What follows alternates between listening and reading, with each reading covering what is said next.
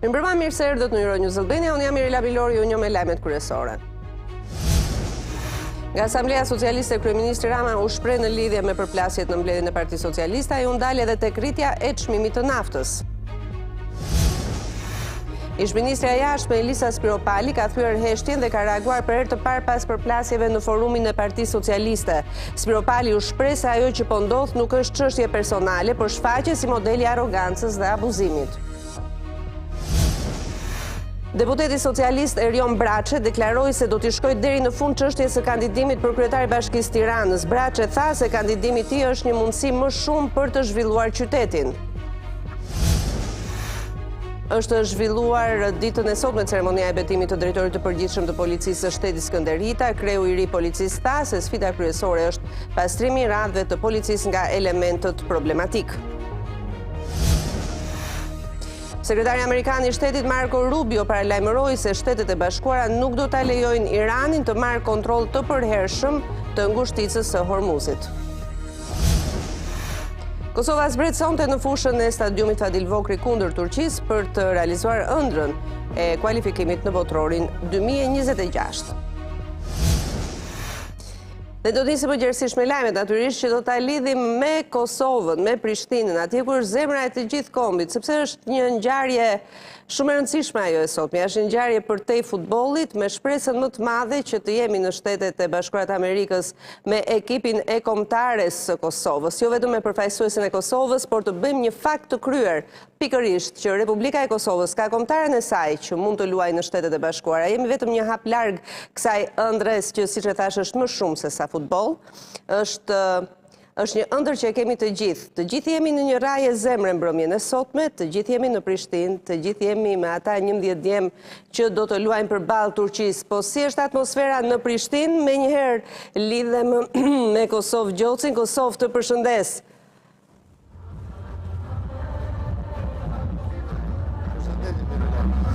Një atmosferë festive me sa kuptoj, me sa shoh kam ndjekur gjatë gjithë ditës së sotme me Euronews Albanian edhe gjatë lidhjeve të tua, por jo vetëm, edhe me miq të tjerë të ftuar gjatë të gjithë orëve të transmetimit, kemi parë që është një atmosferë festive, sepse siç e thash, ka një emocion tjetër kjo ndeshje. Si ndjehet atje?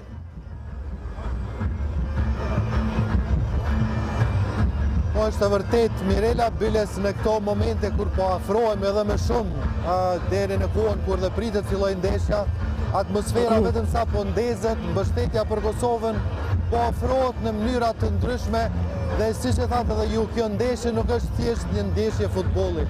Fillimisht është një realizim i një ëndre të kamotshme të kosovarëve, të shqiptarëve, që Kosova pas një ndoshta historie jo shumë gjatë si pjesë e UEFA-s e FIFA-s, të arrijë që për herë të parë bëhet pjesë e një kompeticioni të rëndësishëm siç është kampionati botëror, por po ashtu është një mundësi shumë e mirë, do të thoja ndoshta edhe diplomatike ta quajmë, sepse përmes pjesëmarrjes së Kosovës në një kampionat botëror që mbahet sidomos këtë herë në Amerikë, po them do të bënte që emri i saj të dëgjohej në çdo cep të botës. Kështu që është më shumë se sa ndeshje futboll dhe kjo pak a shumë po shihet edhe nga atmosfera, edhe nga ajo çfarë mbështetësit e Kosovës presin dhe urojnë edhe shpresojnë. Normalisht në përgjithësi, Mirela, besimi është që fitoria do të jetë e jona, por megjithatë jemi realist dhe e dim që nuk do ta kemi të lehtë përballë një kombëtarje siç është Turqia, me një përvojë shumë të gjatë, me lojtarë shumë cilësor, do të thotë janë pjesë e ekipeve të mëdha të evropiane, por megjithatë ajo çfarë ndoshta është më e madhe tek kosovarët se sa tek turqit është dëshira dhe po them vullneti për të arritur atë që nuk e kemi provuar asnjëherë. E kuptoj. Për Turqinë është shumë e rëndësishme të vijë aty, sepse për 24 vite nuk ka pas mundësi ta shenjë që të tillë, por për Kosovën është shumë më shumë. Do vetëm të tregoj një po të ndjek. Asa bukur. Çdo mundësi, çdo formë po provohet që t'i japet një vallëj mbështetje, t'i japet zemër dardanëve, pra që në këtë sfidë normalisht dalim fitues. Ashtu ka filluar edhe fishekzjarët. Nuk jemi ende shumë, domethënë ende nuk është mësuar, por Megjithatë, është një atmosferë fantastike, do të thoya Mirela, të drejtën.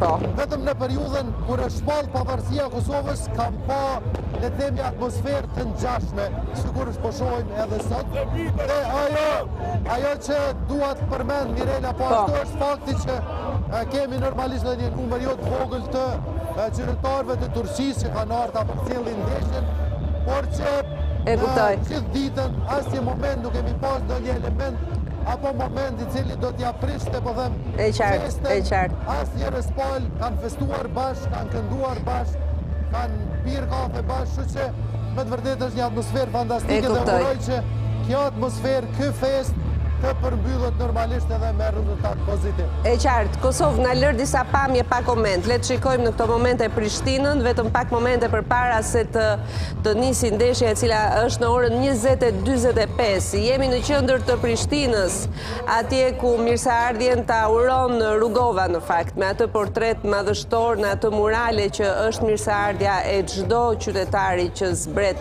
në Prishtinë, ndërkohë që shohim flamujt, shohim tifozëri me flamujt e Shqipërisë, me flamujt e Kosovës, koncerte të improvizuara, njerëz të mbledhur në ato zonat e tifozërisë, ekrane të mëdha, afishë zjarre. Ne pam të shkruara në muret e ndërtesës me anë të hologramit Kosova fiton. Është një ndeshje shumë e rëndësishme, pa u larguar nga pamjet e drejt për drejta, prezantoj Drilon Xhepollarin, gazetari që do t'jetë me mua në studio. Drilon, mirë se erdhe. Emocionuse, shumë emocionuse kjo që shohim, një Prishtinë e veshur me flamuj kuqezi, me flamujt e Kosovës, një Prishtinë të cilën duam këtë fitore, nuk e di pse. Duam shumë pa diskutim. Po aq sa do doja të Shqipërisë në 2016 për Evropianin. Është era e parë, edhe gjithmonë ndjesia e parë është ndryshe, e tregon gjithë kjo fest madhështore në Prishtinë, njerëz nga çdo cep kanë shkuar atje për të qenë prezent, pavarësisht se nuk e kanë një bilet për të hyrë në stadium, por e gjithë atmosfera është fantastike. E qartë, sa del ndeshja për ty? Dua të marr një opinion. Do doja të fitonte shumë, por do të jetë një ndeshje e vështirë. E vështirë. Kosovë, ja me ne. Nuk dëgjon se ka një... Po, Mirela. Sa ndel ndeshja për ty?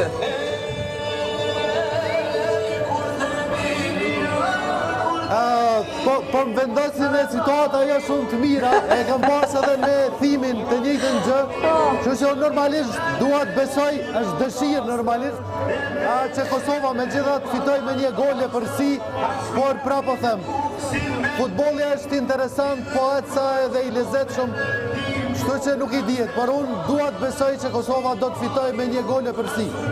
E qartë. Shoh shumë atmosferë në fakt. Besoj që nuk janë vetëm shqiptarë të Kosovës, shqiptarë të Shqipërisë, shqiptarë të Maqedonisë Veriut apo Malizi. Kam idenë që kanë ardhur dhe shqiptarë nga vendet Bashkimit Evropian, nga më larg apo jo.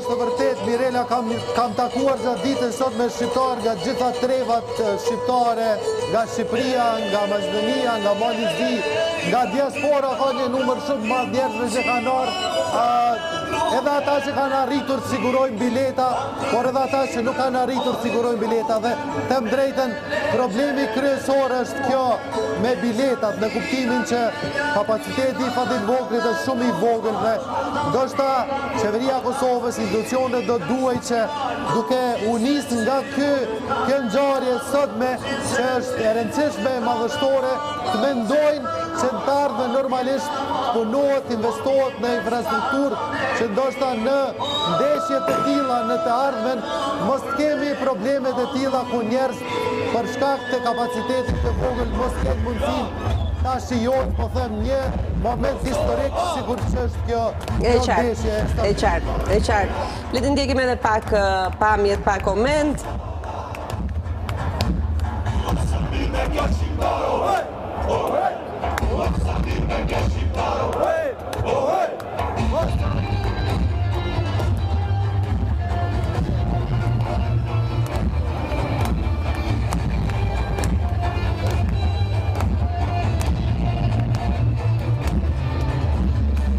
Kjo është Prishtina, vetëm rreth një orë përpara se të një ore disa minuta përpara se të nisi dhe ndeshja e shumë pritur mes kombëtares së Kosovës, përfaqësuese së Kosovës dhe Turqisë, e vlefshme për kampionatin botror që luhet në Shtetet e Bashkuara në këtë vit, dhe do të ishte vërtet një event madhështor nëse Kosova do të fitonte sot. E shoh përtej futbollit këtë moment ashtu sikurse e shohim të tërë, sepse do të ishte një fakt i kryer përpara të gjithë skeptikëve dhe do të luante në një kampionat botror, çka do të vendoste dhe leva të tjera të diplomacisë përpara një presioni pozitiv. E ndoshta atë që se ka bërë diplomacia dhe ndoshta atë që se kanë bërë përpjekjet diplomatike, ndoshta mund ta bëjë ky ekip i Dardande që sot zbret në fush, zbret me këtë emocion, me një përgjegjësi shumë të madhe. Do doja që ky emocion i madh mos të pasqyrohet e djemt që do të luajë në fush. Do të jemi me ta sido që të jetë rezultati, por vetë ndeshja e sotme ka në fakt një pesh të një rëndësie tjetër. Dhe gjithë kjo atmosferë që ne shohim, kjo atmosferë që pa diskutim është dhe në Tiranë, është kudo që ka shqiptar, do doja që të përkthehej në një rezultat pozitiv. Kosovë Gjoci, unë të falenderoj shumë për atmosferën që solle. Ti do t'jesh edhe në transmetimet në vazhdim të Euronews Albanias me pamje të drejtë për drejta.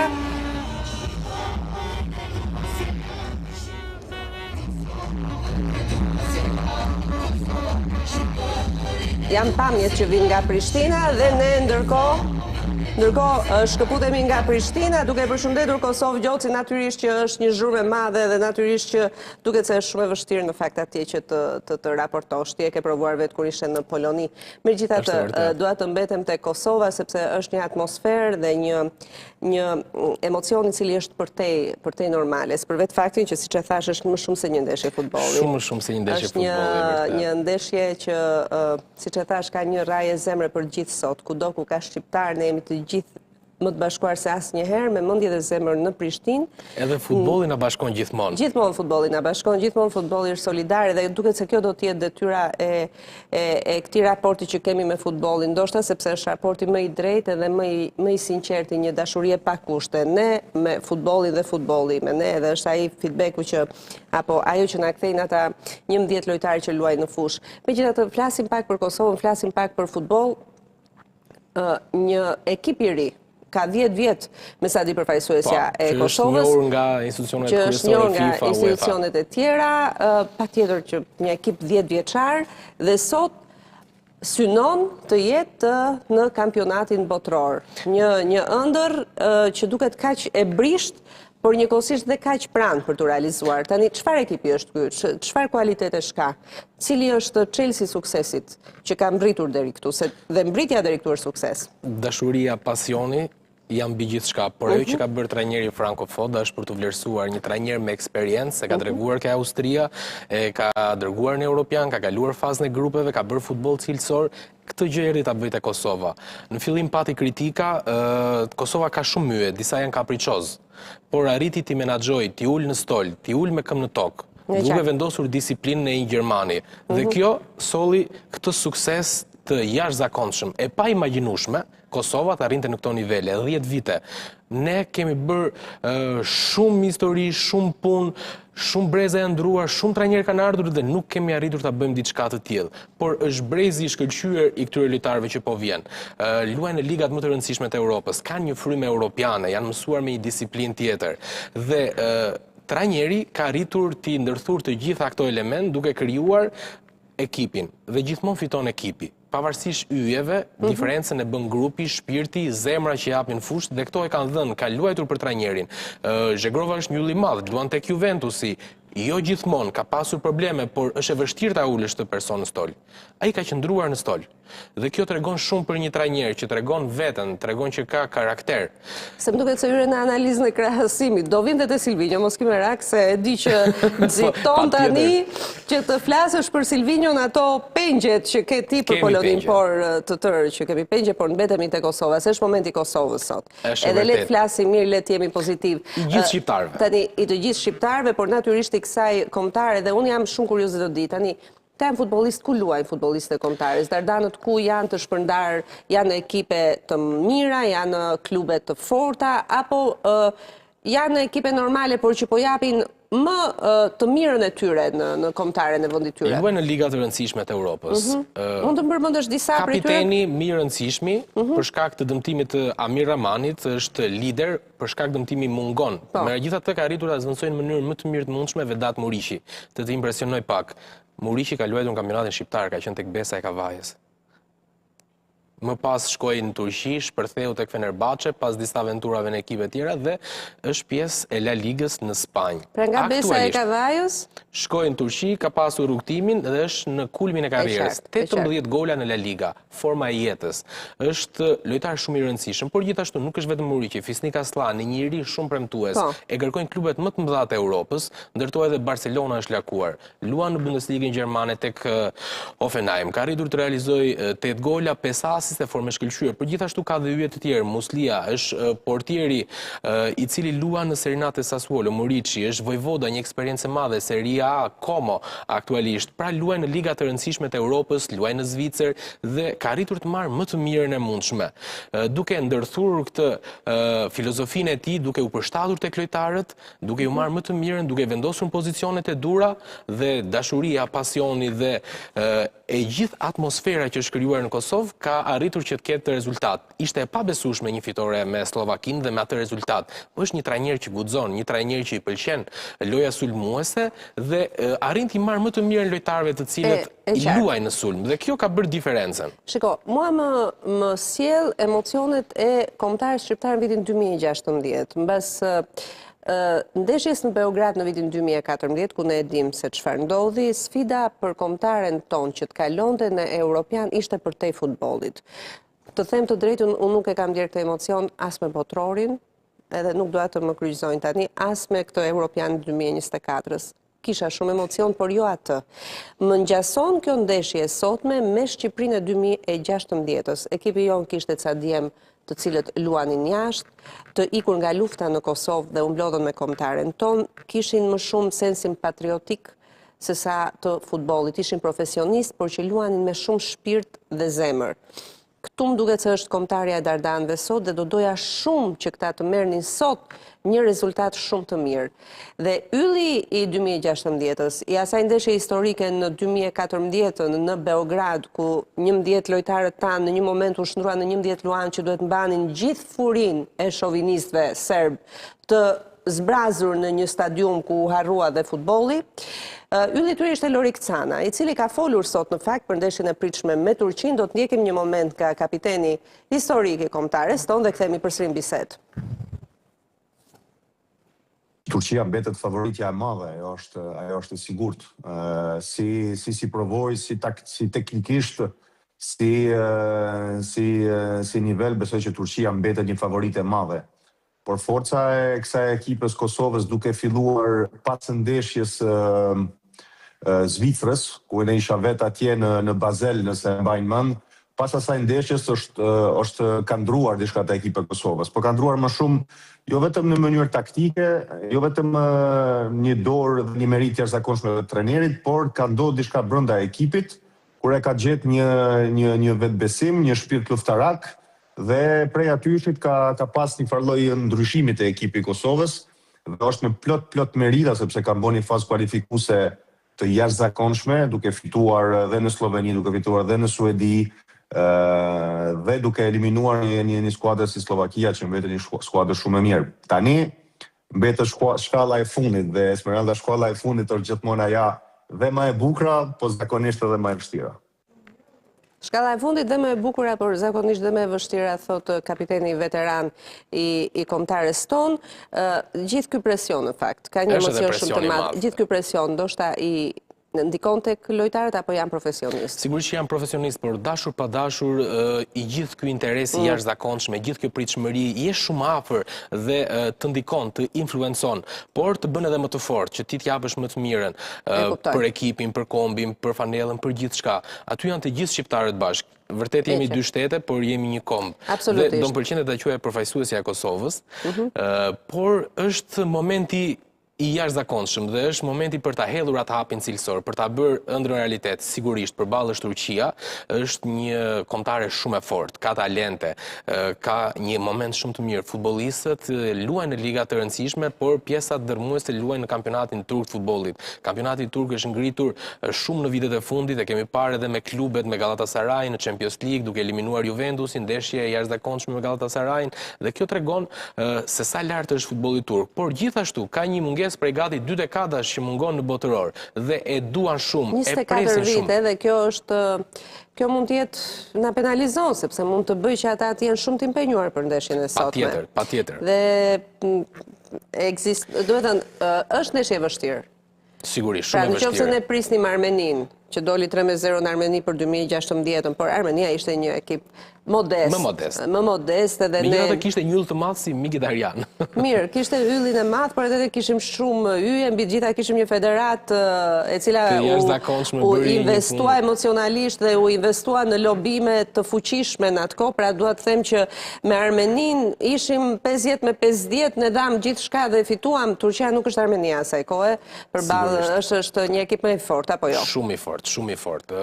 Lojtarët luajnë edhe në klubet mëdha, me histori mbrapa, ndërkohë që Kosova Real Madrid, Guler, është një nga mesfushorët më premtues në futbollin botëror, por gjithashtu Çalhanoğlu, eksperiencë e madhe tek Interi, Ildiz nga ana tjetër tek Juventusi, pra ka shumë kualitet, ka shumë cilësi, por futbolli diferencat i ngushton kur futesh në fush. Dhe e gjithë kjo atmosferë që është në Kosovë, besoj do ndikoj shumë pozitivisht tek ekipi, tek djem që të kenë një performancë madhështore mbi limitet e tyre, dhe nëse i kalojnë limitet, pa diskutim që do të jetë një ndeshje vërtet e nivelit më të lartë dhe do të ishte fantastike sikur të kishin një fitore dhe të shkonin botëror.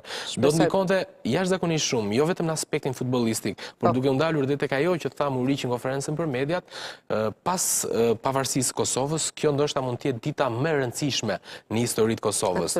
Dhe futbolli, sportistët janë ambasadorët më të mirë për ta njohur vendin. E qartë, ndaj them, do të ishte një fakt i kryer, nëse Kosova do të ishte në Shtetet e Bashkuara të Amerikës si një prej ekipeve të pjesëmarrës në kampionatin botëror të futbollit.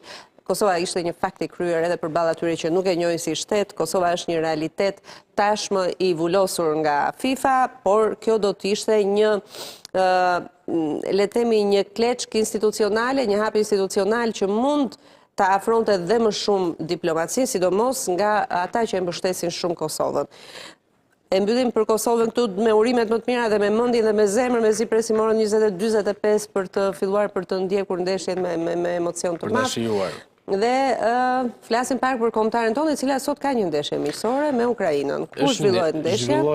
Luhet në të njëjtën orë, 20:45, është në Valencia, ishte planifikuar gjithçka më parë, kush nga 4 ekipet cilat ndodheshin në play-off, e i që eliminohet, do të luante me çiftin tjetër të eliminuar. Fatkeqësisht Shqipëria nuk arriti të bënte një ndeshje të nivelit të lartë në Poloni, u krijuan mundësitë, humbëm një shans të madh, trishtimi ishte i madh, pa diskutim, mund kishin bërë shumë më mirë, por tani janë të detyruar ta luajnë këtë miqësore që nuk do donin ta luanin kur në asnjë moment. E qartë. Ti ishe në Poloni, ti e ke ndjekur ekipin kombëtar, Silvinjo. Silvinjo ka peshën e kryqit apo janë dhe rrethana të tjera? Çfarë roli ka Silvinjo në këtë zgjendër që e psuam të tërë, në këtë moment jo të mirë? Moment i vështirë, moment i keq, të trishtuar, të zhgënjur, të gjithë, jo vetëm komuniteti i futbollit, po i gjithë kombi shqiptar. Shikoj se nuk është fatkeqësi kombëtare. Jo, e di pse, sepse ishim shumë afër. Jo, po kur shkon atje, ti jesh në Varshavë dhe shikon shqiptarë nga çdo cep i botës, nga Toronto, Australia, Shtetet e Bashkuara.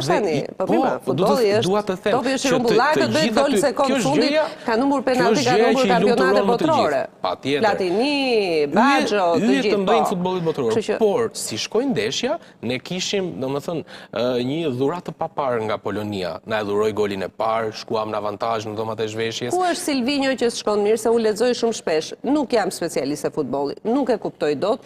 Çfarë nuk shkoi me Silvinjon, ose më saktë, nuk shkoi me Silvinjon, apo ekipi jon kaq kapacitet ka, ishte në ezaurim të limiteve të veta?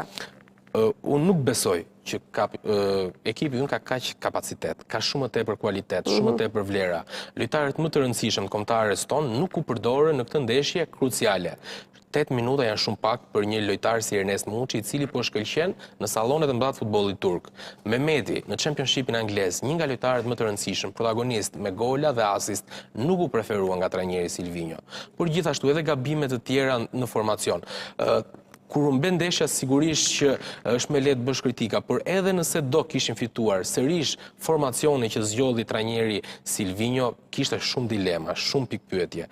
Është e vështirë për një trajner të aktivizojë një lojtar si Bajrami, shumë respekt për Mr. Bajramin, siç kërkon Silvinho ta quaj, 7 gola në periudhën që ai e drejton, por në periudhën e fundit nuk luan. Po çfarë ndodhi me Silvinhon e 2024-s dhe me Silvinhon që nuk na çon botror? Është i njëjti Silvinho apo kemi Silvinho A dhe Silvinho B? Kishim një Silvinho europian. Nuk ishte diplomat, i drejt për drejt. I zgjidhte lojtarët, vendosi një rregull. Ata që janë më në formë do vinë dhe do luajnë ekipin kombëtar. E bëri. Futi dhe risin kombëtar dhe ne shkuam në europian.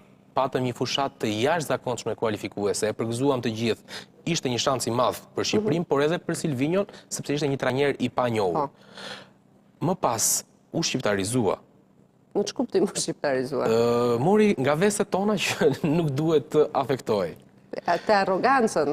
Mori arrogancën, mori edhe këto lëvizjet e tjera, filloi të bëj diplomat, të shmangej, po gjëra duken, dhe futbolli është një gjë që e tregon fusha. Në përzgjedhjen e lojtarëve nuk u diktua më nga forma e tyre, por filloi të kishte gjëra të tjera. Theu rregullin e 2024-s, pra. Po, theu rregullin e asaj që ai e trumbetoi në prezantimin e tij të parë. Dhe në momentin që ti bën padrejtësi, sigurisht ti mund të jesh i dashuruar me një futbollist dhe ke një afeksion, të ka bërë gjëra të mëdha, por forma shumë e rëndësishme, është përcaktuese në ndeshje tilla. Dhe luaj finalja ishte domethënë momenti krucial. Dhe nuk po e kryqëzojmë Bajramin ose Pilon për rastin që humbën, por forma fizike të influencon. Dhe ti nuk ke thjelltësinë, nuk ke minutat. Dhe në atë moment kur ndodhesh para atij rasti, të humbet. Dhe nuk arrin të jesh krijues. Ti e ndjek futbollin. Kjo humbje se Silvinho kur i mbaron kontrata me ne? I përfundon kontrata në fund të korrikut. Ka gjas të rinovohet kontrata me të? Klima që shoh në federat më thotë që jo. Logjika është jo. Vetëm ndonjë fuqi madhore mund të këto ndodhin. Edhe ndodhin, por nuk besoj që mund të ndodhi, por Silvinho e ka mbyllur ciklin me ekipin kombëtar. Dakor. Silvinhon duhet ta falenderojmë për Europianin, duhet jemi të zgënjur për Ligën e Kombeve, i dha simptomat, bëri një fushat skandaloze. Në Europian ishte mana, ishte një ndeshje në fushatën përbotërore në kualifikuesin e Europianit që na dha fitoren në Serbi, por kjo ndeshje fitohet me zemër, janë faktorë të tjerë që ndikojnë tek ekipi. Ndeshja që duhet fitonte Silvinho ishte Polonia. Nuk arriti ta fitoj, zhgënjeu me formacionin, me lëvizjet që bëri, por zhgënjeu edhe me deklaratën pas ndeshjes. Minimalisht duhet mbante përgjegjësi për atë që hodhi në fush, atë që zgjodhi dhe jo të justifikohet. E qartë, por jo gjithmonë me justifikim. Po jo çdo trajner i mirë dhe me rezultat është lider. Sepse në futboll, diferenca mes një lideri, që është trajneri një ekipi, që ditë menaxhojë me lojtar normal për të bërë një ekip yesh, është shumë e madhe me një teknicien të mirë që mund të ketë dhe hyrje në ekip, por që dështon dhe në të i ke parë. Domethënë ti e ndjek futbollin edhe më shumë se unë dhe e di shumë mirë që ka ekipe yesh që ngelen të stopuar, të mekur dhe të ngathët sepse tekniku apo trajneri i tyre mendon që është yll mbi yjet edhe ka delirin, edhe ka ekipe me lojtarë që ndoshta nuk janë optimali, shërbejnë njërit që mund të jetë yll dhe ekipi del në Champions apo ka fituar në dim këto historitë e trajnerët e mëdhenj që kanë bërë historinë pikërisht janë këta të dytët, jo të parët që u mbasin shanse dhe mundësira. Është grupi gjithmonë. Për Silvinho ndoshta kjo është kontrata e radhës, për ne ishte një ndër shumë e madhe të cilën e humbëm pikërisht ndoshta në saj të pa aftësisë së tij për të qenë lider i një ekipi dhe pa mundësisë së tij për të kuptuar se çfarë rëndësie kishte për ne. Mirë, shkojmë sepse janë publikuar informacionet më njëherë. Nxirrni informacionet, do më ndihmosh që të lexojmë emrat atëherë. Po. Lexojmë Kosovën, Muriçi portier, e tham pak më parë, formë shumë e mirë, Delova, Reç Becaj, Muslia, Aslani, Ajrizi, Vojvoda, Muriçi kapiten, Gallapeni, Hodza dhe Hajdari. Zhegrova është sërish në stol. Pra, ylli madh që diskutuam pak më parë dhe tham që trajneri zgjedh ata që ai mendon që mund të bëjnë diferencë dhe që kanë formën. Nuk e di skemën, por kjo është 11-çja. Nuk e di se me çfarë skeme mund të jetë. Ndërkohë turqit janë me Çakir, se të mbiemrat nuk jam mirun me këta. Çelik kanë edhe emrat e tyre. Kokuç, Aktuglu, Guler, Çalhanoglu kapiteni, Ildiz Juventus, Bardakic, Kabak, Jusek, Kadioglu. Ky është formacioni i Turqisë, atëherë lojtari më rëndësishëm Arda Guler, Çalhanoglu, portieri Çakir, Çelik gjithashtu një element shumë i rëndësishëm, Karem, futbollist i cili po kalon një moment mjaft mirë në Turqi, pra është zgjedhja më e mirë që mund të bënin të dy trajnerët, por duhet të shohim se si do të... Kush është ylli i Kosovës këtu ndjes, por unë jam me futbollin jo aq. Ka disa, është Fisnik Aslani, është Muriçi i cili po kalon një moment më të mirë. Zhegrova. Atëherë nuk po luan rregullisht tek Juventusi, ka marr pak minuta, ka pasur një formë nuk është në formën e më të mirë sportive dhe ka zgjedhur që të jetë në stol, por mund të jetë i rëndësishëm në momente kruciale në pjesën e dytë dhe mund të bëjë diferencën, është lojtar driblues, i shpejt, ditë gjej hapësirat, mbetet një element shumë i rëndësishëm. Megjithatë, turqit të gjitha baterit në fushë? Po të gjitha në fushë dhe...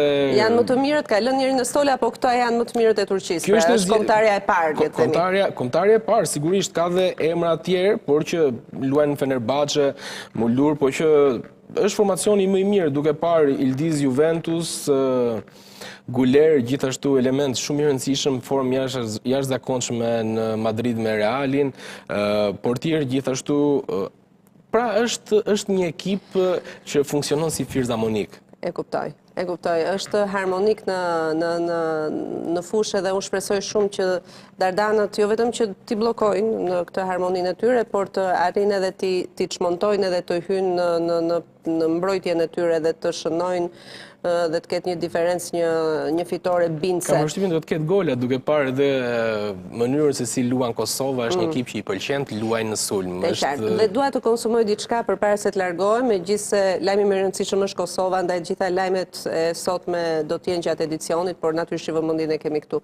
Më the pak më parë që dua të impresionoj, nga Besa shkoi te Fenerbahçeja, sot është në Kosovë. Ti beson që kampionati shqiptar i futbollit mund të prodhojë lojtarë të mirë që mund të jenë pjesë e kombëtarë, mund të furnizojnë kombëtaren shqiptare, por edhe përfaqësuesit e Kosovës, e beson këtë? Po, e besoj. Shumë lojtarë kanë dalë nga kampionati shqiptar, të cilët janë në nivelet më të larta të futbollit europian. Ramani, i cili është kapiteni i Kosovës, sot mungon për shkak të dëmtimi, ka luajtur dikur tek Partizani në kryeqytet. Ka qenë një element i rëndësishëm, edhe i kalovi shkallët gradualisht dhe shkoi në këto nivele duke qenë tek Napoli një element shumë i rëndësishëm. Por qëndrojmë tek kombëtarja. Myrto Uzuni është një futbollist i cili ka dalë nga kampionati shqiptar. Po. Julian Sheu ka qenë në kampionatin shqiptar. Shkoi në Poloni, u thirr në kombëtare. Lojtarë të tjerë të rëndësishëm, ndaj Sinani është aktualisht pjesë e ekipit kombëtar. Pra ti mendoj që kampionati jonë është në nivelin që prodhon lojtarë të mirë? Nga kampionati ynë kanë dalë, që kanë shkuar në këto nivele, është disiplina, puna, serioziteti që e karakterizon më pasin lojtarët dhe ku do të shkoj, por ata që kanë punuar, kanë shkuar nivelet më të larta. E qartë. Dhe kjo e bën diferencën, disiplina dhe përkushtimi. Uzuni është një nga ata lojtarë që meriton një vlerësim të jashtëzakonshëm për shpirtin luftarak, për punën e tij të palodhur, për disiplinën, për respektin me mediat, me gazetarët, për korrektësinë, për seriozitetin. Kush është më i vështiri? Më i vështiri? Berat Gjimshiti, nuk i pëlqen mediat, kapiteni. Unë kam një foto me të që në 2016. Edhe unë kam një që në 2016 e kam intervistuar kur ishte...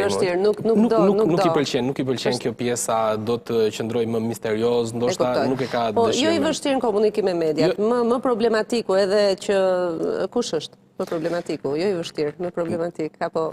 Ata që bëjnë më tepër batuta është Bajrami, që janë, domethënë, shkruar dhe një klim, Ramadani, shqiptarët nga Maqedonia e Veriut, nga Tetova, kanë krijuar dhe një atmosferë. Megjithatë, Aslani gjithashtu është një personazh që i pëlqen të bëj batuta me ekipin kombëtar, me gazetarët. Kush është më popullori, më komunikuesi, që duan tifozët?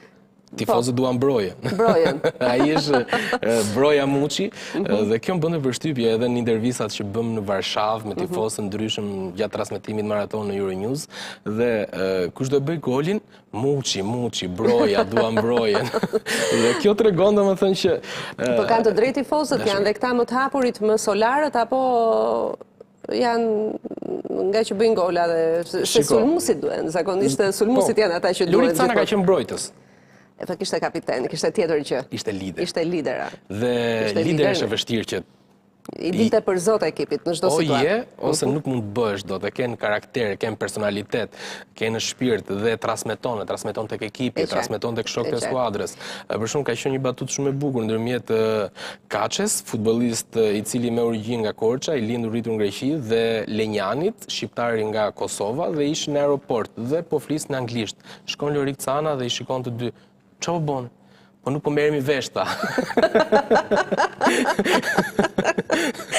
Nga Korça e bukur. Edhe këtu tani të gjithë që e dëgjojnë këtë mund fillojnë ato barsaletat apo anekdotat që ne tregojmë për dialektet, por gjuha jonë është e unifikuar. Unë që një gjuhësinë e di që një shqiptar i një geg i skajt verior kuptohet me një tost të skajt jugor absolutisht, sepse kemi një gjuhë që ka të njëjtën sintaks, të njëjtën rrënjë dhe ne kuptohemi, mbi të gjitha kuptohemi me zemër.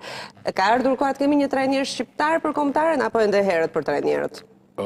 Ne kemi trajner shqiptar që mund të bëjnë një punë të mirë në ekipin kombëtar. Varet nga rrethanat, momentet.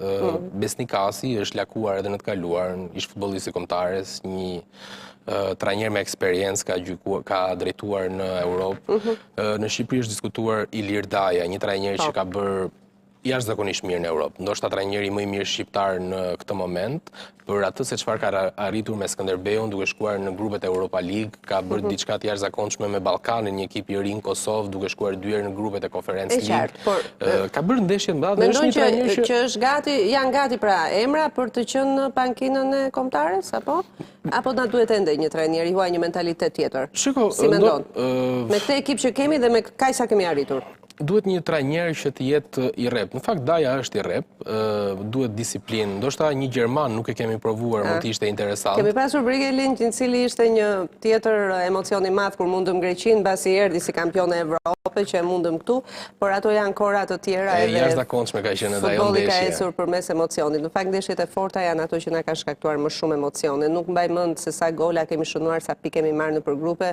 Ne mbaj mend ato golat e shënuar që lidhen edhe me historinë tonë si të emigracionit apo të Kosovës që kemi shumë si ndeshja me Serbinë 2014 elemente të tillë. Dhe këtu hyn edhe ndeshja e sotme me Kosovën, e nisëm me Kosovën, ta mbyllim me Kosovën. Urojmë me një fitore Drilon dhe urojmë që nesër apo në ditët vazhdim të komentojmë fitoren e Dardanëve sot. Jemi sërish dhe shpresojmë shumë që të kemi një rezultat, një fitore, një rezultat pozitiv i cili do jepte mundësinë Kosovës dhe gjithë shqiptarisë që të ishte pjesë e botërorit, një ëndër për çdo shqiptar, do të jemi atje prezent. Do të jetë një ndeshje shumë e vështirë, po shpresojmë që të kemi edhe fatin me vete dhe ta bëjmë mend realitet. Zoti qoftë shqiptarëve. Mbrëmjen e sotme në ndeshjen me Turqinë. Unë falenderoj shumë Drilon Xhepollari që ishte në studio. Ndërkohë miq, ne ecim me tjera zhvillime. Takimin e radhës Asamblea Socialiste, kryesocialisti Rama shpreu zhgënjim për media, të cilat sipas tij u fokusuan bisedat se çfarë i tha Rama njërit apo tjetrit dhe jo ndaj problemeve që janë adresuar nga qytetarët. Kryetari i Partisë Socialiste, njëherëzi kryeministri i Shqipërisë Edi Rama në takimin e zhvilluar me Asamblenë e Partisë Socialiste në njësi nr. 7 në kryeqytet, u shpreh bindur se Tirana do të mbetet në qeverisjen e socialistëve edhe pas zgjedhjeve vendore të vitit 2027, madje me tonë humori dhe ironie, duke ju drejtuar ish deputeti demokrat Halit Valterit. Rama ftoi të gjithë demokratët e zhgënjur të bashkohen. I fillojmë gjithmonë përgatitjet shumë përpara tjerëve dhe kur tjerët merren me ne merrem me veten. Ja, u është edhe ai ballisti aty. Alit Valteri. Kujtonte se kishte ika, thoshte nga partia, më po ç'parti ike ti? Ike nga një hale atje. Edhe erdhe që edhe parti këtu. Nuk i ndajtë, marrë ca tjerë, po ti marrë, pra, po ku të marrë, këtë marrë. Ne i presim të gjithë. Një kritik kryeministri e pati edhe për median, e cila sipas tij raporton për publikun ato që i cilësoi tash teme dhe ushqetësime reale që njerëzit adresojnë. Fillojmë në orën 11, dalim në orën 6, edhe mediat kombëtare. Nuk po diskutoj tenxhere dhe vogla, raportojnë për publikun çfarë i tha Edi Rama njërës e qarë i tha Edi Rama tjetër. Natyrisht që shqetësimi nuk është ky. Njerëzit kanë votuar dhe duan të dinë gjëra të tjera. Lidhur me rritjen e çmimit të naftës, kryeministri tha se ai është rritur kudo, ndërsa shtoi se është marrë parasysh heqja e taksës së qarkullimit. Nëse ne e heqim taksën e qarkullimit nga çmimi i naftës, çmimi do të bjeri. Por ama, të gjithë ata që kanë një automjet, do duhet paguajnë 4 fishin e asaj që ju bie sot. Ne kemi menduar që më mirë, kush shpenzon më shumë naftë, paguan më shumë. Drejtuesja politike e Tiranës, Ogirta Manastirliu, njoftoi në këtë takim se 3 blloqe do drejtohen nga Etilda Gjonaj, ministri i mjedisit Softian Jaupaj dhe Enkelejt Musabelliu, zëvendës ministri i ekonomisë. Eliza Spiropali ka reaguar për herë të parë pas përplasjeve me kryeministrin Rama. Ish-ministria e jashtme Eliza Spiropali ka thyer heshtjen dhe ka reaguar për herë të parë pas përplasjeve me kryeministrin Rama në mbledhjen e zgjeruar të grupit parlamentar mbajtur në fundjavë. Në një postim të gjatë në rrjetin social Facebook, Spiropali ka dhënë qëndrimin e saj përmes një mesazhi të koduar, pa përmendur emra se kujt i drejtohet. Deputetja socialiste flet për një model që po normalizon arrogancën dhe abuzimin, duke i kthyer ato në forma të pranueshme. Heshtja ime nuk është mungesë përgjigjeje. Ajo që po ndodh nuk është thjesht një çështje personale, por një shfaqje e një modeli që po zgjerohet me një normalitet të heshtur, ku arroganca dhe abuzimi nuk paraqiten më si devijime, por si forma të pranueshme shoqërore. Sipas saj, ky model zbe konkurrencën dhe favorizon përshtatjen ndaj strukturave të pushtetit më shumë se sa meritën. Ky model nuk imponon vetëm vendime, por ndërton një kulturë ku bindja konsiderohet virtyt dhe përshtatja shpërblehet më shumë se merita, duke zhvendosur gradualisht politikën nga një hapësirë konkurrencës së ideve në një strukturë të mbyllur, ku rëndësi ka sa përshtatesh, jo sa vlen. Frika nuk ka nevojë të shpallet për të ekzistuar, ajo ndihet, shpërndahet në mënyrë të heshtur dhe të bëhet pjesë e një rendi të ri ku njerëzit mësohen të masin fjalët, jo për nga vërtetësia, por për nga pasojat. Dhe kur ndodh kjo, liria humbet karakterin e saj si ushtrimi i përditshëm dhe reduktohet në një dëshirë që përmendet më shumë se sa praktikohet. Kjo është ndoshta forma më e rafinuar e kufizimit, kur liria nuk ndalohet, por zbehet. Spiropali nxjerr në pa heshtjen e debatit dhe shtypjen e tij. Për të, meritokracia përmendet si parim, por nuk funksionon në praktik. Debati nuk zhduket, ai shtypet, dhe kur shtypet nuk krijon qetësi, por grumbullim të padukshëm tensioni. Dhe pikërisht aty ku debati zëvendësohet nga dakordësia e heshtur, meritokracia fillon të përmendet si parim, por nuk funksionon më si praktik, sepse ajo kërkon një drejtësi që nuk pranon kompromise me rehatinë e pushtetit. Duke ju referuar diskursit për integrimin europian, Spiropali thotë se Europa nuk duhet të përdoret si retorik politike, por si një sistem vlerash që kërkon reflektim. Erion Braçe nuk e fsheh ambicien për të kandiduar për kryetarbashkinë në Tiranë. Në një video në rrjetet sociale, socialisti thotë se nuk do të bëjë asnjë hap pas dhe se kandidimin e shikon si një mundësi për të zhvilluar qytetin në një dimension të ri.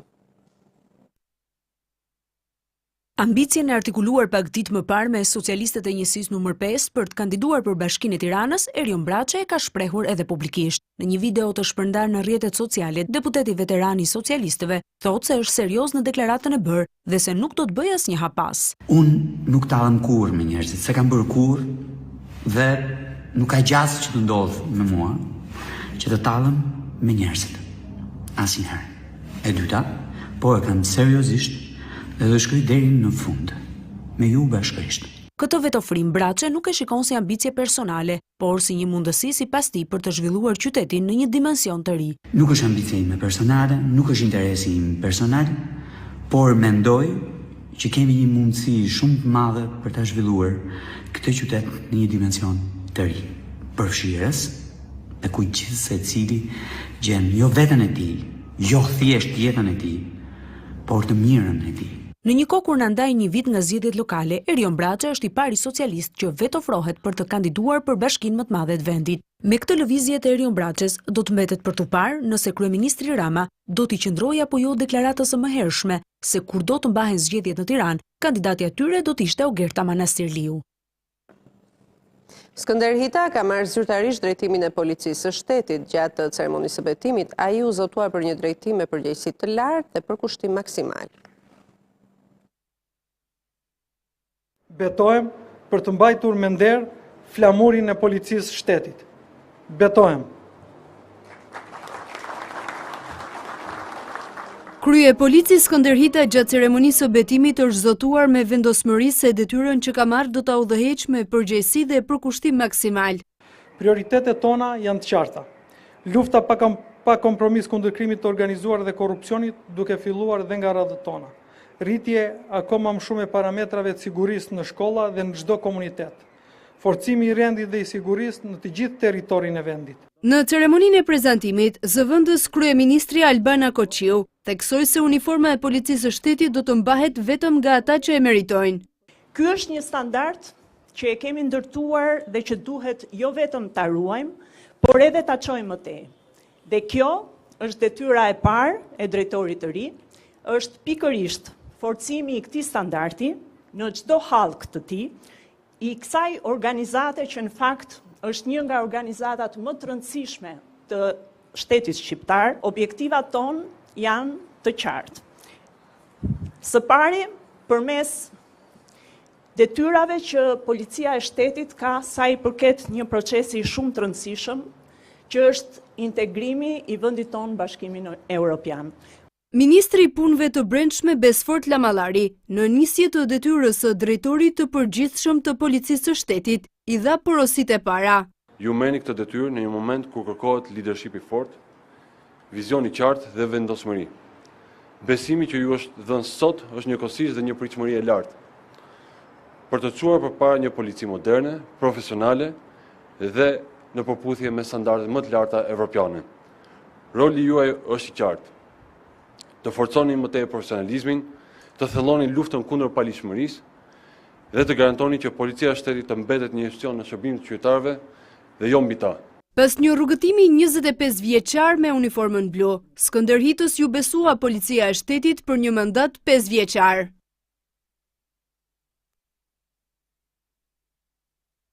Kryeministri Rama ka ftuar me një letër publike të gjithë emigrantët shqiptar që të bëjnë pjesë e samitit 3 ditor të diasporës që do të zhvillohet në Tiranë në data 13, 14 dhe 15 prill. Samiti i prillit është konceptuar si një hapësirë diskutimi mbi marrëdhënien e re të diasporës shqiptare dhe shtetit të tyre me qëllim për ta kthyer atë në potencial të zhvillimit të vendit. Në ftesë, kreu i qeverisë shkruan: "Ju nuk jeni më thjesht lek dërgues, bujar e vëzhgues të kujdesshëm të Shqipërisë, por edhe ndërtues aktiv të së ardhmes së adeuton të përbashkët. Ju ftoj të jeni pjesë e samitit të 4 të diasporës shqiptare për të projektuar së bashku rolin tuaj në rrugtimin drejt Shqipërisë 2030 në Bashkimin Evropian."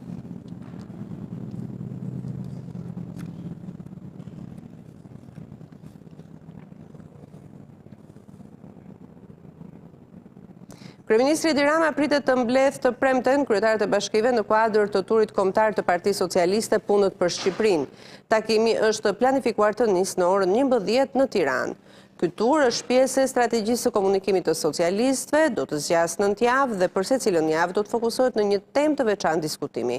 Disa prej temave që do të trajtohen gjatë këtij turi janë Bashkimi Evropian, ekonomia, turizmi, arsimi dhe bujqësia.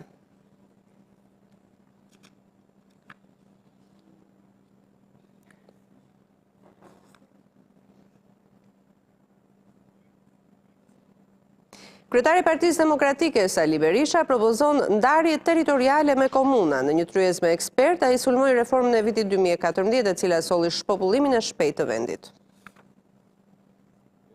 E Në kuadër të procesit për konsultimin e reformës territoriale, Partia Demokratike bëri bashkë sot në një tryezë ekspert dhe drejtues lokal. Gjatë fjalës së tij, kryedemokrati Sali Berisha sulmoi ashpër reformën e 2014-s, duke e bërë atë përgjegjëse për shpopullimin e vendit. Shkatrimi që ju bë qeverisës vendore pas ardhjes në pushtet të partisë së krimit është një nga goditjet më të rënda që ju dha interesave të qytetarit shqiptar, që ju dha zhvillimit të vendit në mënyrën më absurde, që shkon gjirë në një krim kombëtar. Berisha shpalosi platformën e Partisë Demokratike për reformën territoriale, por pa dhënë shumë detaje për hartën apo numrin e njësive vendore. Duhet të rikthejmë komunat në të gjitha zonat kodrinore dhe malore ku ekzistojnë një numër i caktuar banorësh. Unë nuk mund të them aty ku s'ka banor, sa s'ka, ajo është proces i gjatë ripopullimit. Gjatë javëve në vijim, pritet që grupi i ekspertëve që është ngritur pranë Partisë Demokratike të hartojë një variant për reformën territoriale që do të propozohet në komisionin e posaçëm parlamentar.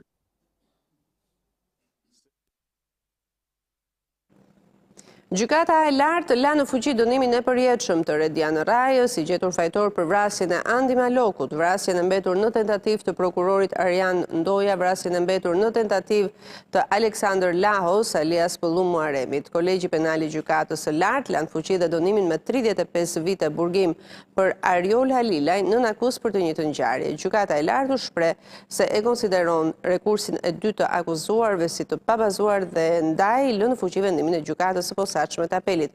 Vendimi u mor nga Sander Simoni, Ilir Panda dhe Sokol Binaj.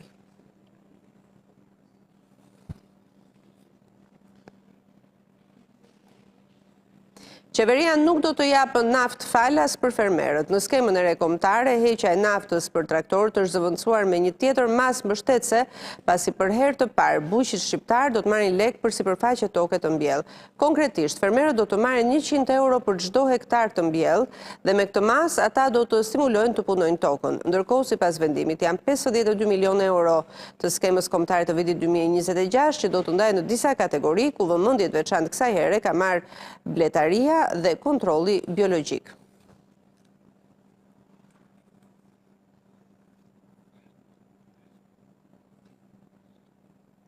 Arsimi në Shqipëri pritet të hyjë në një fazë të retransformimi. Ministrja Mirela Kumbaru ka prezantuar 3 zhvillimet kryesore.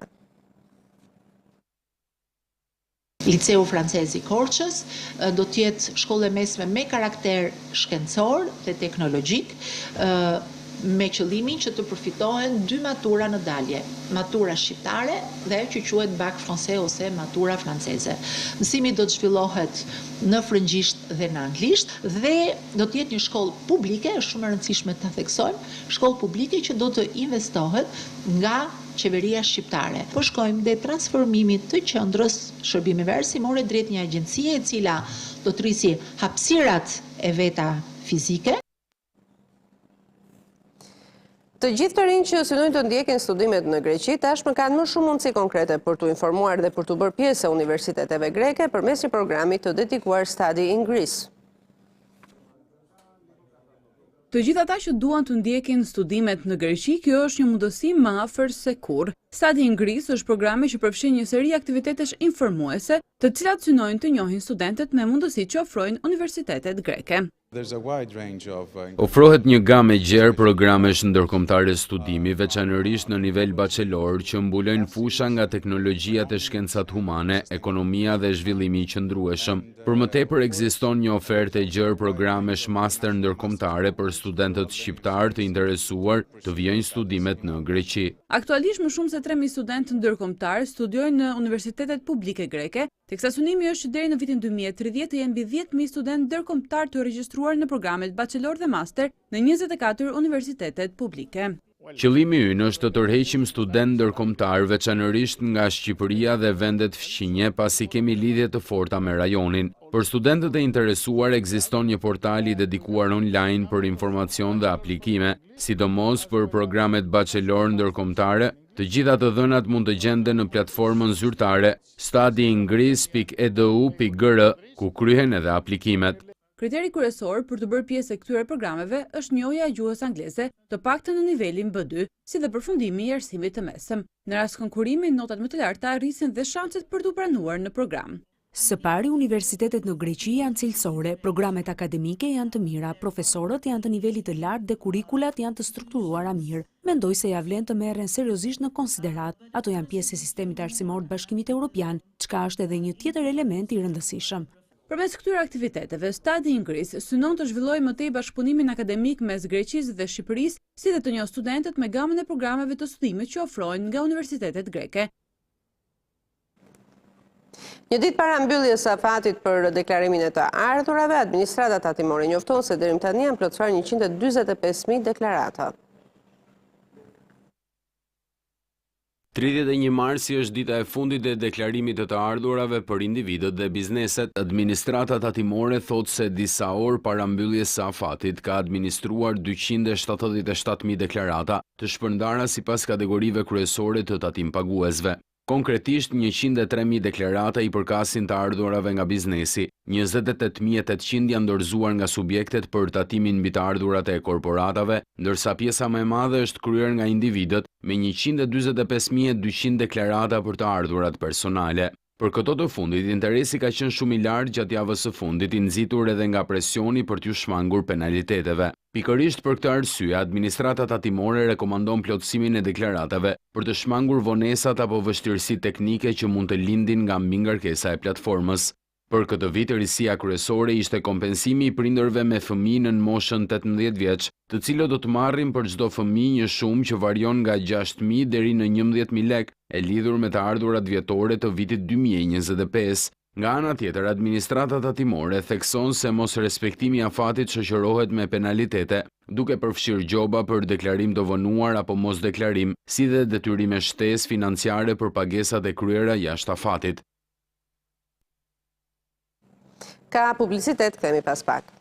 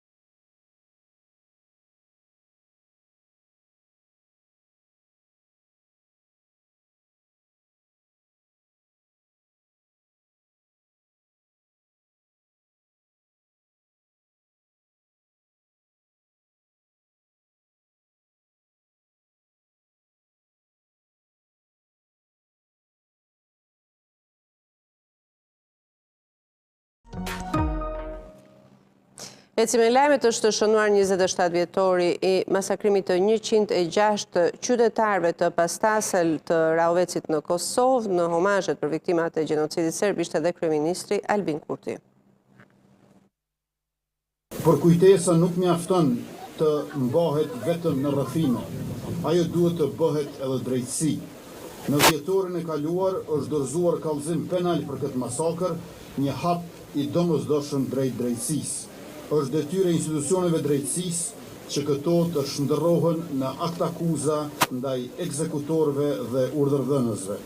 Drejtësia e vënuar është drejtësi e cunguar, por ne nuk do të ndalemi kurrë së kërkuari atë, sepse krimi nuk përfundoi me vrasje. 3 javë më vonë u tentua të fshihej edhe e vërteta, me zhvarrosjen dhe zhdukjen e trupave, por e vërteta nuk zhduket. Të dashur familjar, dhimbja juaj është pjesë e shtetit dhe e popullit tonë. Kujtimi për më dashurit tuaj është obligim moral shoqëror dhe themel i shtetësisë sonë. Serbia kreu gjenocid në Kosovë. Ata që na vranë menduan se do të na zhdukin, por ata ikën ndërsa ne qëndruam këtu të pathyeshëm. Ata u vendosën në faqet e errta të historisë së njerëzimit e ne jemi në dritë, në tokën tonë, në liri.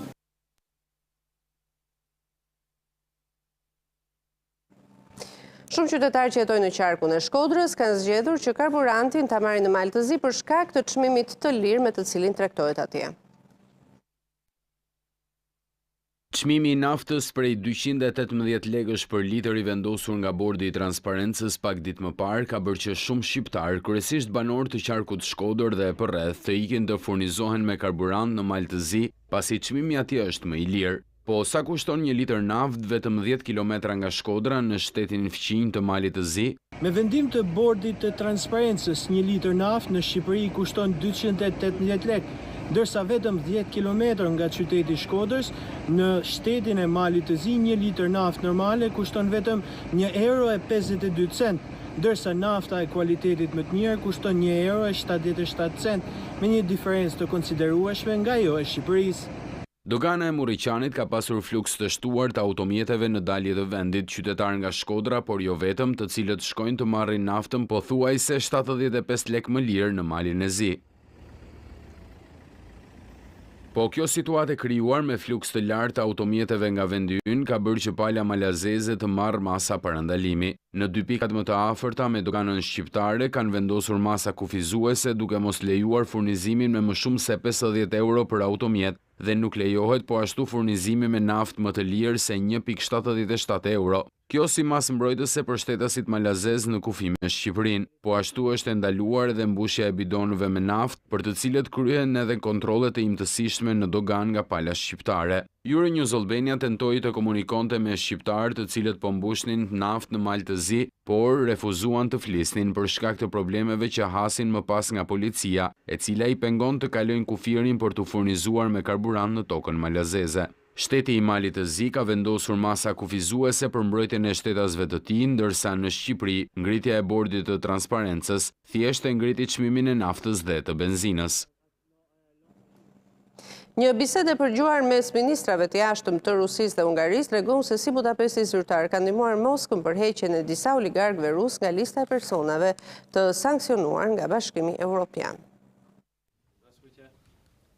Një grup gazetarësh investigativ publikuan të martën një bisedë telefonike të regjistruar mes ministrit të jashtëm hungares Peter Sijarto dhe homologut rus Sergej Lavrov, i cili i kërkonte homologut ndikim për heqjen e motrës së një oligarku rus nga lista e sanksioneve të Bashkimit Evropian. Në regjistrimin që zgjat 94 sekonda, të publikuara nga organi investigativ Insider, Lavrov kërkon heqjen e Gulbahor Ismailova, motra e biznesmenit fuqishëm Alisher Usmanov, nga lista e personave të ndëshkuar nga masat e Unionit. Look, I am calling on the request of Alisher, and he just asked me to remind you that. Po të telefonoj me kërkesë të Alisher dhe ai sapo më kërkoi që të bësh diçka për të motrën, i tha Lavrov ministrit hungarez. Nga ana e tij Sijarto u përgjigj duke thënë se bashkë me slovakët po i paraqesim një propozim Bashkimit Evropian për ta hequr atë nga lista. Regjistrimi vjen në një kohë kur Sijarto po përballet me një seri problemesh pas raportimit të Washington Post se kishte ndarë me Moskën informacione të rëndësishme të akumuluara në takimin e Këshillit të Punëve të Jashtme në Bruksel. Skandali del gjithashtu teksa Hungaria përgatitet për të mbajtur zgjedhjet parlamentare më 12 prill me çështjen e ndërhyrjeve të huaja dhe atë të lidhjeve të Budapestit me Kremlinin, që janë kthyer në fokus të fushatës elektorale. Si Arto është mbrojtur duke argumentuar se bisedimet me zyrtarët rus përpara dhe pas takimeve të tilla janë pjesë e punës rutinë të diplomacisë. Biseda mes tij dhe Lavrov u regjistrua më 30 gusht 2024 nga palë të pa identifikuara, pasi Arto u kthye në Budapest nga Shën Pjeterburgu. Ministri hungarez i tha homologut rus se çështja e motrës së oligarkut do të vijë në agjendë, dhe sa ai dhe partnerët slovak do të bënin maksimumin për ta hequr nga lista. Në bazë të rregullave të Bashkimit Evropian, sanksionet ndaj Rusisë duhet të rinovohen çdo 6 muaj. Gulbahor Ismailova bashkë me biznesmenin rus Vyacheslav Moshkantor dhe ministrin e sporteve Mikhail Degtyaryov u hoqën nga lista e sanksioneve të Bashkimit Evropian në mars të 2024-s. Vazhdojnë sulmet me raketa në lindjen e mesme. Irani qëlloi raketa në mbar lindjen e mesme në orët e para të së martës si përgjigje ndaj sulmeve izraelite ndaj kryeqytetit të tij Teheranit. Sulmet erdhën disa orë pasi kryeministri izraelit Benjamin Netanyahu tha se më shumë se gjysma e qëllimeve të luftës në Iran ishin arritur. Arritjet shkojnë përtej gjysmës së objektivit ton, por nuk dua të vendos afate, deklaroi Netanyahu për transmetuesin amerikan Newsmax. Nga ana e tij, Irani kreu sulme edhe ndaj vendeve të gjirit, ku pjesët e raketave të azgjësuara në ajër lënduan 4 persona në Dubai. Gjithashtu, prej një sulmi ra edhe një cistern nafte në Kuvajt, ndërsa në Arabin Saudite autoritetet vendase thanë se kishin interceptuar 8 raketa balistike, disa orë pasi kryediplomati iranian i kishte bërë thirrje Riyadit që të largonte forcat amerikane. Ministri i jashtëm Abbas Araghchi insistoi se sulmet e Teheranit ndaj vendeve të gjirit arab kishin si shënjestër vetëm infrastrukturën e forcave amerikane, edhe pse raketat kanë goditur edhe objektiva civil. Komentet e tij drejtuar Arabisë Saudite vijnë teksa vendet në fjalë po inkurajojnë Shtetet e Bashkuara që të vazhdojnë luftën e nisur më 28 shkurt. Në 5 javë luftë, disa mijëra persona kanë mbetur të vrarë me shumicën e viktimave të regjistruar në Iran dhe Liban. Në Republikën Islamike, autoritetet kanë ndaluar publikimin e pamjeve që tregojnë dëmet e shkaktuara nga konflikti, duke paralajmëruar me dënim me vdekje ata që shkelin direktivën. Me fjalët mësoni të luftoni, nuk do t'ju mbrojmë më, presidenti amerikan Donald Trump ka kritikuar aleatët që sipas tij kanë braktisur Shtetet e Bashkuara në luftën në Iran. Në një postim online, Trump u ka bërë thirrje vendeve në fjalë që të shkojnë të marrin vetë naftën në ngushticën e Hormuzit. Presidenti amerikan Donald Trump ka shpërthyer të martën ndaj Mbretërisë së Bashkuar dhe vendeve të tjera europiane, duke u thënë që ta marrin vetë naftën e tyre nga ngushtica e Hormuzit. Duhet të mësoni se si të luftoni për veten tuaj. Shtetet e Bashkuara nuk do t'ju ndihmojnë më, ashtu sikurse ju nuk na ndihmuat ne, ka shkruar Trump në rrjetin e tij Truth Social. Shefi i shtëpisë së bardhë ka shigjetuar edhe Francën për faktin se nuk lejon avionët amerikanë të drejtuar për në Izrael të ngarkuar me furnizime ushtarake të fluturojnë mbi territorin francez. Franca nuk ka qenë as pak e dobishme sa i takon kasapit të Iranit, që tashmë është eliminuar me sukses, ka thënë Trump. Presidenti u ka sugjeruar gjithashtu vendeve që nuk marrin dot naftën nga ngushtica e Hormuzit që ta blejnë atë nga Shtetet e Bashkuara. Në të kundërt, gjeni kurajo dhe shkoni merreni, ka thënë Trump. Ai e ka mbyllur postimin e tij duke thënë se Shtetet e Bashkuara do ta mbajnë mend qasjen e vendeve të konsideruara aleate, por krahas vendeve në fjalë, Trump ka marrë të martën një tjetër përgjigje negative, këtë herë nga Italia, e cila ka refuzuar kërkesën e Shteteve të Bashkuara për të përdorur bazën ajrore të Sigonelës në Sicili për të kryer operacione ushtarake ajrore. E përditshmja Corriere della Sera ka raportuar se ministri i mbrojtjes Guido Crosetto e ka ndaluar autorizimin pasi ka mësuar ekzistencën e një plani amerikan ku përfshihej ulja e avionëve luftarak në bazën në fjalë. Sekretari Amerikan i Shtetit Marco Rubio paralajmëroi se Shtetet e Bashkuara nuk do ta lejojnë Iranin të marrë kontroll të përhershëm të ngushticës së Hormuzit apo të vendosë një sistem taksimi, siç ka kërcënuar Teherani. Kjo nuk do të lejohet në asnjë rrethan, deklaroi Rubio, duke shtuar se presidenti Donald Trump ka në dispozicion disa opsione për të parandaluar një skenar të tillë nëse vendos të përdorë ato. Në një intervistë për ABC News, Rubio theksoi se nuk do të zbulojë detaje mbi këto opsione apo taktikat ushtarake. Këto janë çështje që trajtohen nga Departamenti i Mbrojtjes, u shpreh ai, duke shtuar se ekziston një plan i zbatueshëm për arritjen e objektivave amerikane. Sipas tij, këto objektiva mund të arrihen brenda pak javësh, jo muajsh. Rubio kujtoi se qëllimet e operacionit ushtarak amerikan kundër Iranit përfshin dobësimin e kapaciteteve ushtarake të vendit, përfshirë shkatrimin e një pjese të konsiderueshme të marinës dhe neutralizimin e sistemeve të raketave. Ne synojmë të godasim bazën e tyre industriale të mbrojtjes, pra aftësinë për të prodhuar raketa dhe dronët të ardhmen, pasi kjo përbën një kërcënim të madh për rajonin, tha ai. Irani, që shihni sot, është në pikën e tij më të dobët, shtoi Rubio.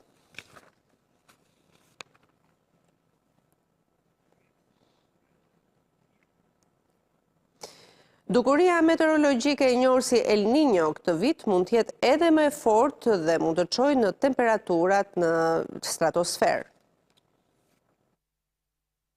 Temperaturat globale mund të arrijnë në ekstreme të paprecedenta, teksa ekspertët parlemërojnë se dukuria e njohur El Niño do të kthehet në Super El Niño.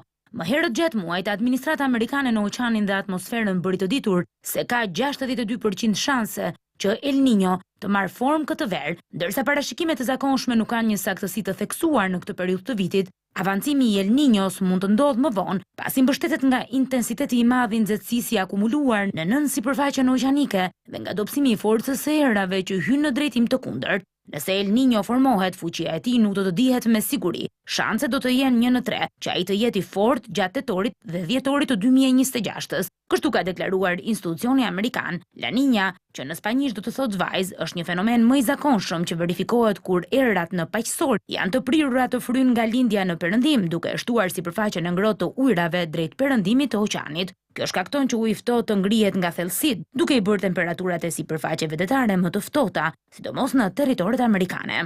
Ndërsa El Niño mund të shkaktohet nga një seri erash tropikale nga perëndimi që dobësohen ose ndryshojnë drejtimin e erave të tjera. Kur kjo ndodh, temperaturat e ngrohta të sipërfaqeve ujore kthehen drejt Amerikës së Jugut, duke parandaluar që ujrat e ftohtë të thellësive të ngrihen lart. El Niño, që ndodh rregullisht dhe zgjat zakonisht për rreth një vit, ka tendencë të rrisë temperaturat globale, të cilat mund të sjellin motë ekstreme me përmbytje. Kjo pasi për çdo 1 grad Celsius rritje, atmosfera mund të mbajë 7% më shumë lagështirë, duke bërë më intensive rreshtet e ndyrat të shiut. Gjithashtu El Niño mund të intensifikojë valët e të nxehtit tropik, prandaj dhe vitet kur dukuria verifikohet janë më të nxehta në histori. Studiuesit e Universitetit të Oxfordit kanë dalë në përfundimin se cigaret elektronike mund të jenë më efektive se çdo formë tjetër për të lënë duhanin. Cigaret elektronike mund të jenë më efektive për të lënë duhanin krahasuar me metodat tradicionale si çamçakëzët apo qeset e nikotinës. Në këtë përfundim ka dalë një kërkim shkencor i udhëhequr nga studiuesit e Universitetit të Oxfordit dhe i publikuar në revistën Addiction. Ekspertët kanë analizuar të dhënat e marrë nga 14 studimet realizuara mes viteve 2014-2023 dhe kanë parë se cigaret elektronike ndihmojnë më shumë njerëzit të heqin dorë nga duhani krahasuar me terapitë zëvendësuese të nikotinës. Sipas një analize të vitit 2024, për çdo 100 përdorues, 2 deri në 5 persona më shumë arrin të lënë duhanin me cigaret elektronike, krahasuar me metodat e tjera. Studiuesit tekstojnë se provat shkencore që dëshmojnë se cigaret elektronike janë efektive për ndërprerjen e duhanit janë të qarta dhe të qëndrueshme. Megjithatë, ata paralajmërojnë se këto produkte nuk janë fare pa rrezik, edhe pse nuk ka prova të drejtpërdrejta dhe efektet anësore mbeten ende të paqarta. Por kur merret në analizë duhani tradicional i cili akuzohet si shkaktar i kancerit, ata thonë se përdorimi i cigareve elektronike redukton ndjeshëm ekspozimin ndaj këtyre substancave të dëmshme. Debati mbetet i hapur, sidomos për ndikimin tek të rinjt. Ekspertët theksojnë se pavarësisht ndihmës për të lënë duhanin, cigaret elektronike janë rreptësisht të ndaluara për personat nën 18 vjeç dhe nuk duhet të përdoren nga ata që nuk kanë pirë kurrë duhan. Për herë të dytë brenda një muaji, Italia ka shpenzuar miliona për të blerë një pikturë historike. Qeveria ka blerë një pikturë që i përket periudhës së rilindjes me vlerën 12.6 milion euro. Italia ka ndërmarrë sërish hapa për të mbrojtur dhe ruajtur pronësinë e një vepre të konsideruar thesar kombëtar, duke blerë një vepër arti të periudhës së rilindjes për 12.6 milion euro. Qeveria ka blerë pikturën fetare nga Antonello Damasina, që ishte vendosur në Ancan në New York. Eko Uomo e përshkruan Jezusin me një kuror me gjemba në kokë dhe një litar rreth qafës, në momentin kur Ponç Pilati ja dorëzon turmës së zemëruar që ta çojnë për ta kryqëzuar. Piktura është e veçantë jo vetëm për vlerën artistike, por edhe për historinë e saj. Është përdorur për lutje private për vite me radhë dhe është mbajtur në një çantë lëkure. Si pasojë, figura e Shën Jeronimit në anën tjetër të panelit është dëmtuar ndjeshëm nga prekjet dhe puthjet e vazhdueshme. Blerja vjen pak më shumë se 2 javë pas Italia bleu një portret të rrallë nga piktori barok për 30 milion euro, një nga investimet më të mëdha shtetërore ndonjëherë për një vepër të vetme arti. Sipas ministrit të kulturës së Italisë, ky është vetëm fillimi i një serie blerjesh të rëndësishme. Qëllimi është që këto vepra të rikthehen në Itali dhe të bëhen të aksesueshme për publikun. Vepra e artit fillimisht do të shfaqet në Muzeun Kombëtar të Abruzos përpara se të zhvendoset në vendet e tjera në të gjithë vendin, për t'u dhënë sa më shumë njerëzve mundësinë ta shohin ato personalisht.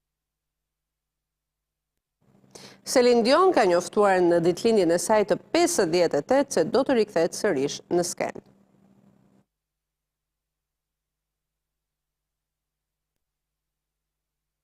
Pas vitesh larg vëmendjes së publikut duke luftuar me një gjendje neurologjike dobësuese, Celine Dion është gati të rikthehet në skenë. Në një postim në rrjetet sociale, ajo njoftoi lajmin për rikthimin e saj duke e quajtur atë dhuratën më të mirë për ditëlindje. Duke u drejtuar fansave, këngëtarja 58 vjeçare kanadeze tha se gjendja e saj ishte përmirësuar dhe se do të performonte një sër shfaqjesh në Paris. Dion do të japë 10 shfaqje gjatë 5 javëve duke filluar nga 12 shtatori.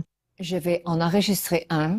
Këtë vit po marr dhuratën më të mirë të ditëlindjes në jetën time, po kam mundësi të shoh, të performoj për ty edhe një herë. Dua të njoftoj se jam shumë mirë, po e menaxhoj shëndetin tim dhe ndihem mirë. Celine Dion zbuloi për herë të parë në dhjetor të vitit 2022 se ishte diagnostikuar me sindromën e personit të ngurtë, një çrregullim autoimun i pashërueshëm. Ylli lindur në Quebec u detyruar të anulonte pjesën tjetër të shfaqjeve të saj për një kohë të pacaktuar. Trajtimi që bëri ndihmoi në zbutjen e simptomave të gjendjes që mund të shkaktojnë ngurtësim të muskujve. Dion u lançua në skenën globale në vitin 1988, duke e përfaqësuar Zvicrën në festivalin e këngës në Eurovision në Dublin. Ajo ka shitur më shumë se 260 milion albume gjatë një karriere që përfshin dekada dhe ka fituar 5 çmime Grammy. Ishte gjithçka për këtë edicion, bashkëtakohemi përsëri nesër në orën 19. Mirupafshim.